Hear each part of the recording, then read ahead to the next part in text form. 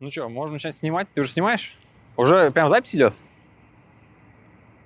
Ну, здравствуйте, мои дорогие 3 подписчика. Вот и настал этот день, когда я поменял свой легендарный японский мотоцикл на что-то непонятное китайское. Собственно, этот обзор это будет что-то такое, чтобы вам, моим самым близким, дорогим 3 подписчикам, рассказать о том, какие ощущения у тебя, когда ты 11 лет проездил на легендарном японском качестве, а потом пересел на какое-то китайское изделие. Почему я решил вдруг неожиданно поменять Вестром на вот этот вот Watch? Вестром замечательный мотоцикл, меня полностью устраивал. Это штука, которая проехала со мной от полярного круга до там субтропиков, то есть все побережье Черного моря, Абхазия, Сочи, Крым, вообще вот эта вся история. На Кольском он был, куда мы только с ним не ездили. Мы с ним проходили вместе Grand Enduro Sprint, да, часть из вас знает, что это такое, часть из вас не знает, погуглите, это очень весело и увлекательно. Он глубокий, если ты слышишь кодовое слово «пи***нулся», это значит, скорее всего,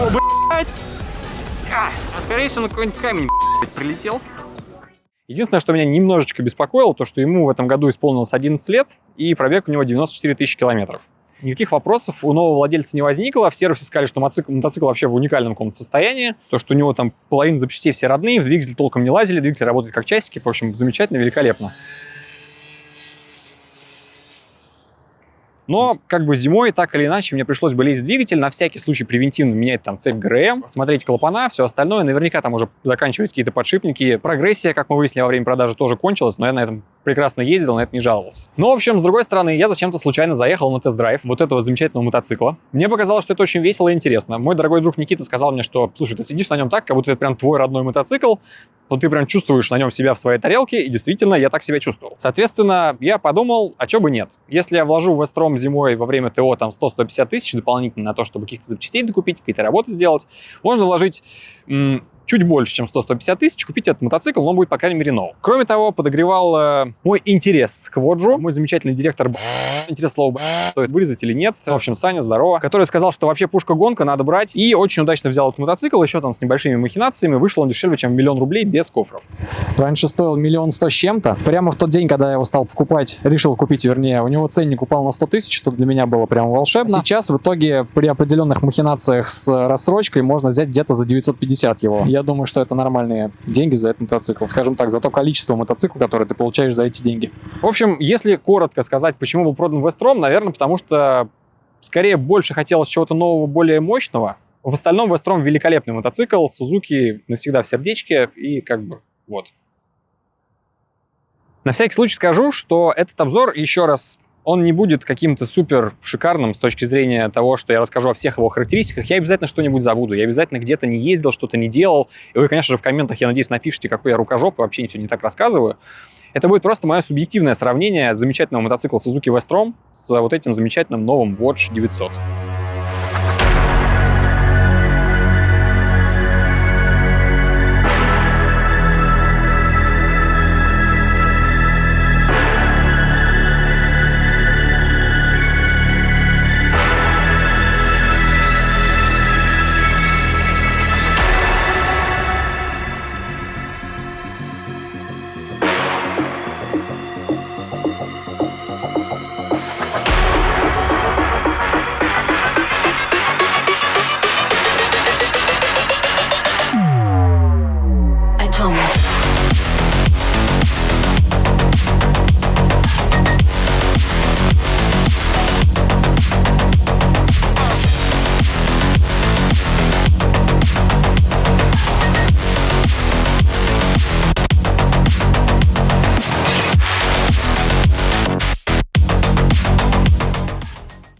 Оба колеса висят, да, нет?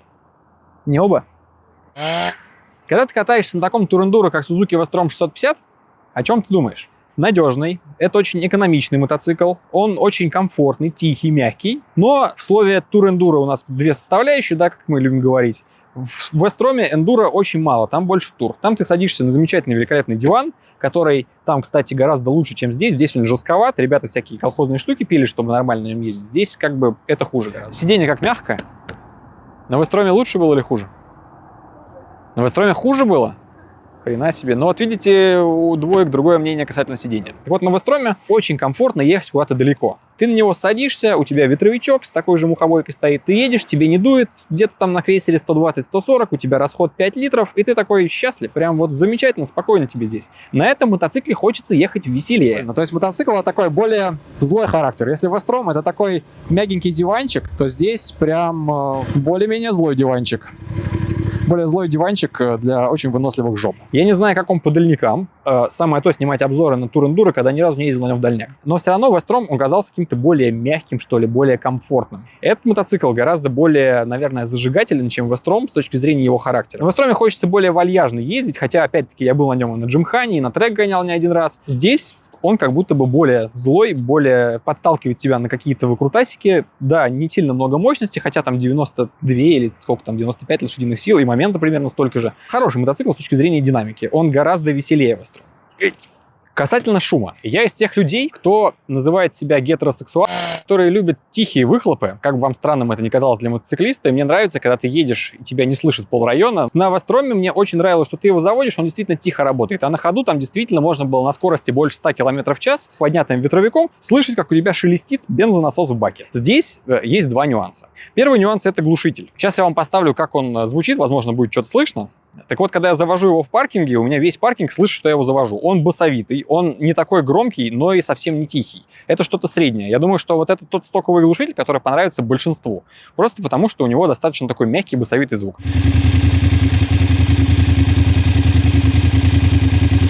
Когда ты закрываешь газ и подкатываешься к светофору на передаче, у тебя такие легкие, но это не отстрелы, когда у тебя так бабах, а вот такие легкие отстрелы в глушитель идут, и прям приятненько слышно даже мне, любителю тишины, это ок. Чем мне еще очень понравился этот мотоцикл на тест-драйве? Здесь двухцилиндровый рядник стоит, да, если мы помним, на Вестроме там у меня L-Twin стоит, здесь у нас рядник стоит, 2 цилиндра параллельно.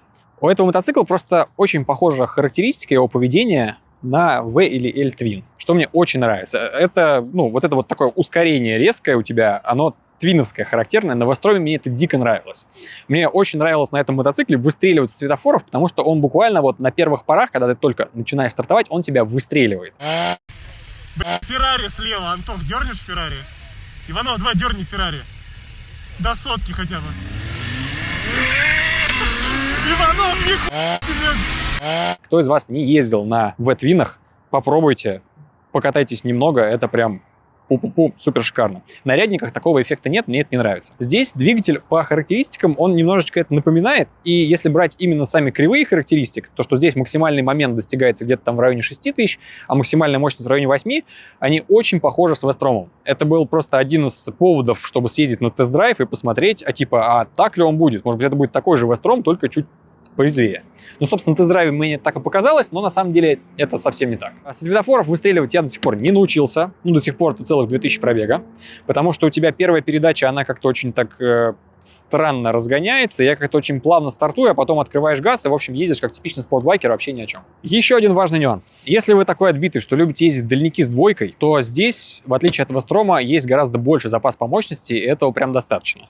Я в дальники с двойкой не езжу, потому что это очень неудобно. Но если гоняешь где-то по городу, это прям супер замечательно, потому что на Вестроме, когда садишься вдвоем, даже если двойка там весит 45 килограмм всего лишь, или сколько там? 47, да. На Вестроме тебе уже не хватает. Ты чувствуешь, что у тебя мотоцикл уже совсем не едет. Здесь практически не чувствуется. То есть здесь вот этих вот 90 лошадей хватает для того, чтобы спокойно ехать с двойкой, не чувствовать себя ущербным, и вообще все замечательно в этом плане. И небольшая ремарка касательно двигателя. Здесь у нас есть режимы двигателя, я про них подробно там расскажу на видео, где я на нем еду. 4 режима двигателя. Это у нас Rain, Road, Rage, как он там называется-то? Здесь есть 4 режима двигателя. Это Rain, Road, Sport и Enduro. Режим Rain — это для меня что-то очень непонятное. Просто нехватка мощности. Ты можешь где-то в междуряде просто не успеть ускориться, потому что двигатель еле-еле будет работать. Второй режим — это, соответственно, Road. В нем как бы все норм, мотоцикл предсказуемо ускоряется, все хорошо, вот. Но не выдает максимальную мощность, как будто бы. И он не очень остро реагирует на газ, не так остро, как мне хотелось бы. Ну и для этого, собственно, чтобы было весело и задорно, у нас есть режим спорт, которым я не пользовался всю обкатку, а потом, когда включил, это было очень эмоционально. Да, сейчас те, у кого мощные мотоциклы, будут смеяться, а те, у кого Вестром, меня поймут. Потому что режим спорт здесь прям классно работает. Мотоцикл начинает вести себя совсем по-другому. Enduro — великолепный режим, в котором у тебя отключается ABS Traction и позволяет тебе дико валить боком на грунтовочках. Очень классно, замечательно. Ни разу не включал. Пожалуй, делать этого не буду. Ребята, которые писали нормальные обзоры на ютубе, показывали, что этот мотоцикл в целом может. По его характеру, по рулю, по газу, по вот этому всему отклику я тоже понимаю, что он может, но я понимаю, что сейчас пока что не могу я, поэтому режим эндуро я не включаю и на поля практически не выезжал. На Вестроме не было режима двигателя. Здесь у тебя, как называется, ride-by-wire, когда у тебя газ электронный, на Вестроме там обычный тросик был, и отзывчивость газа и, собственно, сама предсказуемость работы двигателя была прям очень хорошей. Как писал один чувак на иностранном форуме, он тоже купил себе Ваджа после Вестром 650, он назвал газ smoothest. Ну, в общем, очень такой мягкий, такой смузи. То есть на Вестроме газ очень предсказуемый, он очень линейный, все такое. Здесь он несколько дерганый. Где-то примерно до 3000 оборотов мотоцикл практически не едет. Он как-то так плавненько ускоряется, особенно это чувствуется где-то на режиме ровод. После 3000 оборотов он неожиданно начинает очень хорошо ехать, и ты вот на этом моменте перехода с 3000 на чуть больше 3000 иногда офигеваешь. Режим спорт здесь, собственно, в котором я постоянно езжу, он кажется более адекватным, потому что на нем как будто вот этот вот переход от совсем не едет до едет, он менее чувствительный, скажем так. У двухцилиндровых мотоциклов есть замечательная особенность, ну и у одноцилиндровых тоже, это вибрация. На Вестроме вибрации сильно выше, чем здесь. Да, несмотря на то, что там цилиндрики поменьше и все остальное, но здесь двигатель как-то более сбалансирован, здесь вибрации ощущаются гораздо меньше, и это большой плюс. То есть в том числе в дальнике у тебя нет какого-то мелкого зуда. Если на Вестроме долго ехать на очень высоких оборотах, будет дискомфортно. Здесь дискомфорт гораздо меньше от этого, поэтому плюс. В дальнике очевидная вещь, которая как бы всем нужна и которой не хватает частенько, это топливный бак. Здесь он всего 17 литров, и при аппетитах этого двигателя на груженном мотоцикле у тебя получится 6-7 литров, наверное, при скорости 130-140. Этого бака мало. Тебе придется заправляться каждые 200 километров, чтобы просто не переживать о том, что у тебя рано или поздно топливо кончится. Если мы говорим про Вестром, туда можно заливать любую ослиную мочу. Ну, это достаточно утрировано, но я заливал туда 92-й, просто ради эксперимента, не знаю зачем, и он ехал. Не так, как на 95-м, но нормально ехал, сильно не грелся, вроде детонации никакой не было, в целом норм.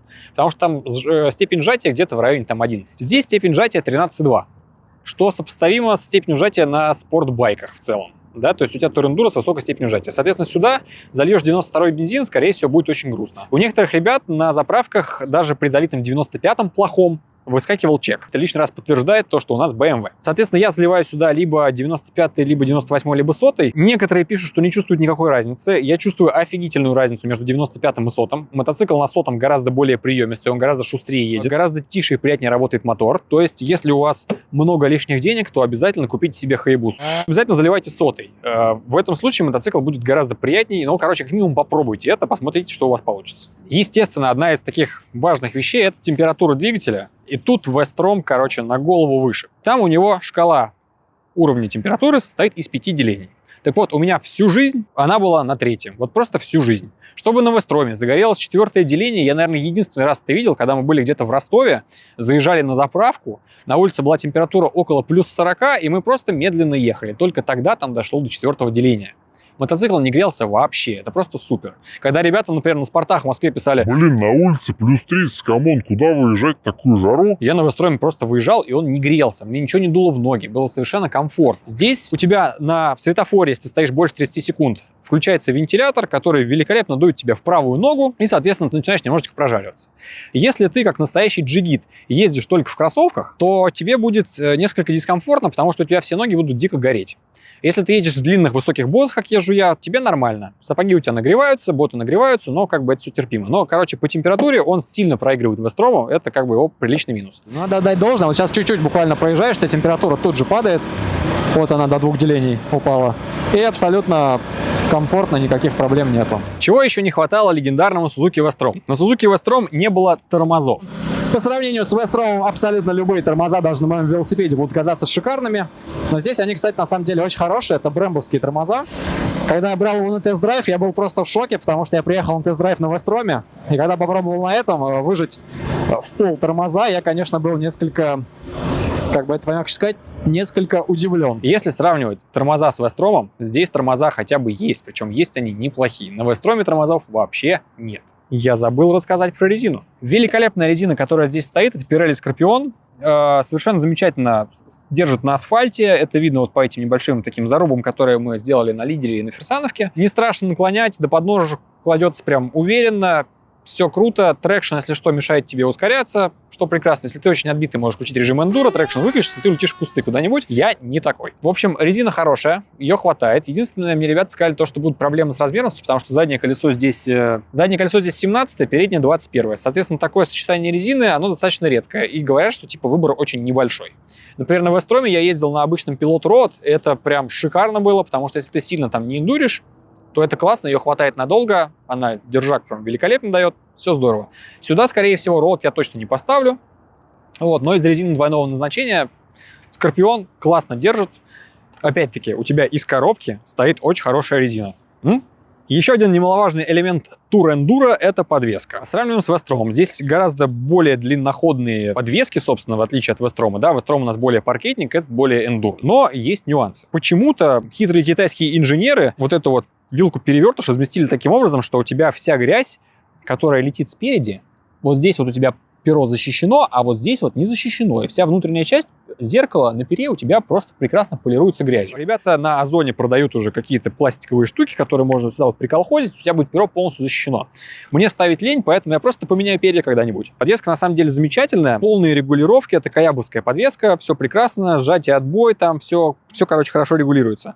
Единственное, под себя я до сих пор его так не настроил, потому что на тест-драйве он, видимо, был на самой мягкой подвеске. Я там ехал, вообще офигевал от происходящего, потому что никакие котчики не чувствуются, он тебя все проглатывает. А здесь она сейчас сделана не под мой вес, и мне нужно чуть-чуть ее сделать помягче. Но, в общем, ходы подвески здесь примерно около 20 сантиметров, в отличие от Вестрома, на котором они гораздо меньше. Я обязательно где-нибудь вот тут размещу табличку, на которой будет написано, сколько на Вестроме, а сколько на Вадже. Кстати, про ветровик. Если мы говорим про ветровик Вестрома, он у меня стоял стоковый, и на него я купил вот такой вот замечательный спойлер, который стоит на Алиэкспрессе всего там где-то 500 рублей, и он великолепно отсекает поток воздуха, который на тебя идет. То есть я все время ездил с открытым визором, мне было супер комфортно. Когда я купил этот, здесь у тебя ветровик регулируется в двух положениях, соответственно, сейчас он стоит у меня в верхнем. Прямо на ходу можно, не отпуская руль, аккуратненько взять, сделать вот так вот, и он у тебя опустится вниз. Точно так же на ходу поднять его вверх очень тяжело, потому что хрен ты это сделаешь. Что я для себя нашел? Во-первых, то, что достаточно просто сделать вот так, двумя руками на светофоре, у тебя великолепно поднимается ветровик, легко, очень удобно. Родной ветровик, который здесь стоит, он слишком маленький. Он недостаточен для того, чтобы ехать на дальняк. Все меняют ветровики, ставят что-то там с Алиэкспресса. Ветровик Гиви, самый высокий, который есть в наличии, гораздо лучше работает. Он же создает вокруг себя такой более-менее кокон. Тебя сильно поток воздуха не бьет. Но, как выяснилось, его тоже недостаточно, потому что поток ветра вот отсюда сверху, он бил четко в глаза. При моем росте 187 это было дико некомфортно. Соответственно, было принято решение купить вот эту вот мухобоечку. Сразу все вопросы убираются. Сейчас я еду там, 96, там 100. Вообще никакого ощущения ветра нет. У меня вот с этой стороны абсолютный штиль. Вот здесь только чуть выше, когда я поднимаю руку, тут что-то есть. Все готово. Ты можешь ехать на дальняк, тебе дуть не будет вообще. То есть я ехал со скоростью где-то чуть больше разрешенной, и мне совершенно не дуло на этой скорости. Есть! Про дизайн надо рассказать. Надо рассказать про дизайн. Сейчас я передам привет Кириллу. Это тот самый человек, который постоянно намекал мне, что у меня очень страшный мотоцикл, когда я ездил на Вестроме. Если тебе мотоцикл нужен, чтобы ездить, а не чтобы шашечки, ты на это сильно не заморачиваешься. Мне Вестром нравился. Если поставить на него резину чуть позлее, то он будет вообще так смотреться очень прикольно, как вот такой миленький внедорожничек. Но здесь, с точки зрения дизайна, мотоцикл гораздо интереснее. Я первый раз его увидел еще в прошлом сезоне. Я думал, что это какой-то, не знаю, либо новый BMW, либо что-то такое. Не мог понять, либо какой-то Триумф. Я поначалу вообще думал, что это гусь. Ко мне вчера мужик подошел на лидере и говорит: о, я думал, что это гусь, а это у тебя китаец. Говорит, ничего себе. И это большой плюс. Несколько раз замечал, как люди, проходя мимо, так осматриваются, смотрят на него. Дизайн классный. Мне все нравится. Очень классная оптика, очень классные всякие пластиковые элементы, вот эти вот формы классные. Они говорят, что не очень эргономично удобные, потому что вода во время дождя у тебя куда-то вот туда вот к тебе прилетает. Но пока я попадал там под один дождик, ехал в джинсах без дождевика, вообще ничего страшного, не умер, все нормально. Субъективная, наверное, история, мне нормально. Много раз замечал, когда мы там с ребятами где-нибудь там на Розе приезжали покушать, и просто я отходил в сторону, и народ ходил, глазел. Типа, о, какой черный мотоцикл, какие золотые диски, все классно. Золотые диски, кстати, спецованные, это замечательно, это же эндуро у нас, тут спецованные диски. Долбанешься их отмывать, да, поэтому лучше мотоцикл не мыть. А еще здесь есть центральная подножка, посмотрите, как он на ней стоит. Чтобы ваш мотоцикл стоял так же, нужно взять один простой советский.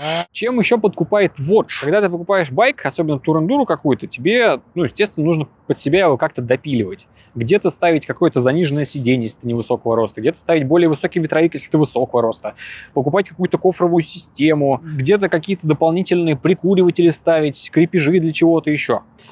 Что здесь для меня послужило огромным плюсом? То, что у тебя мотоцикл из коробки в целом имеет вообще все, что тебе нужно. Это, естественно, навигация. Здесь она есть в стоке, но минус в том, что она работает только при подключенном телефоне, естественно, да, то есть она не автономная. В новой версии прошивки, которая идет с 2025 года, здесь нет Android Auto и CarPlay, но есть возможность дублировать экран телефона.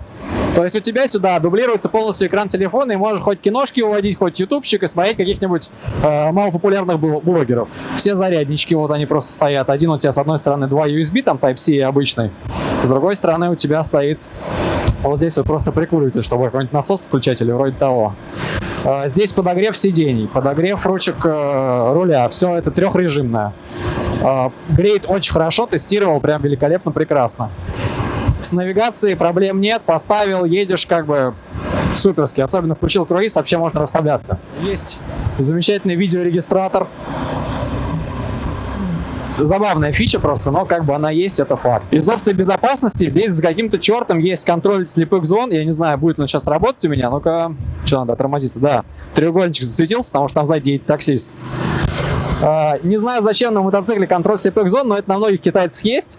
И у меня друзья первое время угорали, потому что здесь, как и на всяких Джили и прочих китайских автомобилях, когда к тебе кто-то сзади близко приближается, у тебя на автомобиле начинает моргать аварийка. Здесь есть то же самое. У меня друзья угорают, они меня быстро стараются догонять, чтобы у меня моргала аварийка. Эту опцию можно отключить, но получается, тогда у тебя будет на дисплее гореть такой надоедливый огонечек, отключенный радар.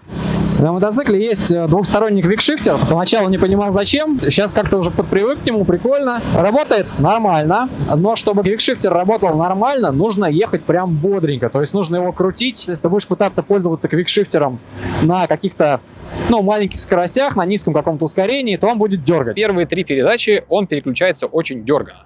То есть с первой на вторую это вообще какой-то аттракцион, со второй на третью, ну, так себе, с третьей на четвертую уже там нормально, а дальше у тебя просто как часики, он мягко переключается вверх. Короче, Никита на XR говорит, что, блин, квикшифтер такой себе, на XR лучше. Но XR стоит примерно как сколько? 3 таких мотоцикла, ну, что поделать. Народ пытался всячески колхозить, там вот здесь вот есть датчик, когда срабатывает квикшифтер. Такой магнитный элементик стоит, его легко можно отрегулировать.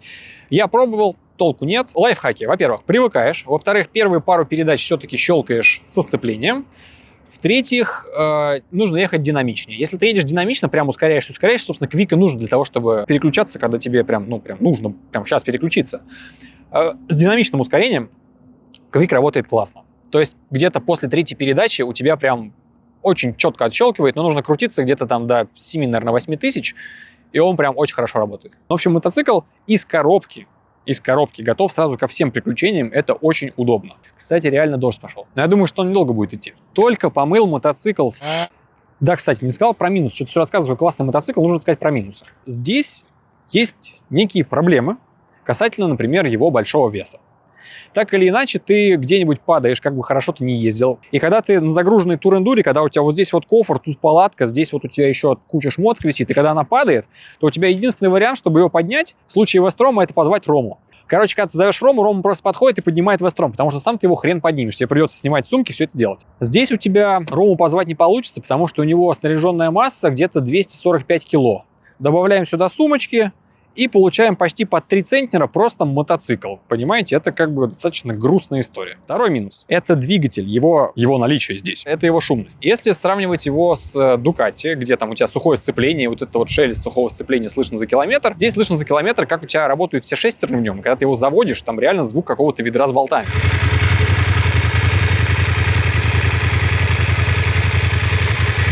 Если на Вестроме все было очень тихо, то здесь, когда ты особенно едешь с вот этим вот ветровичком замечательным, тебе совершенно не слышно шума ветра, тебе совершенно не слышно глушителя, который у тебя весь звук уходит назад. Но тебе прекрасно слышно двигатель, который у тебя вот здесь вот весь от этого всего добра отражается и летит тебе прямо в шлем.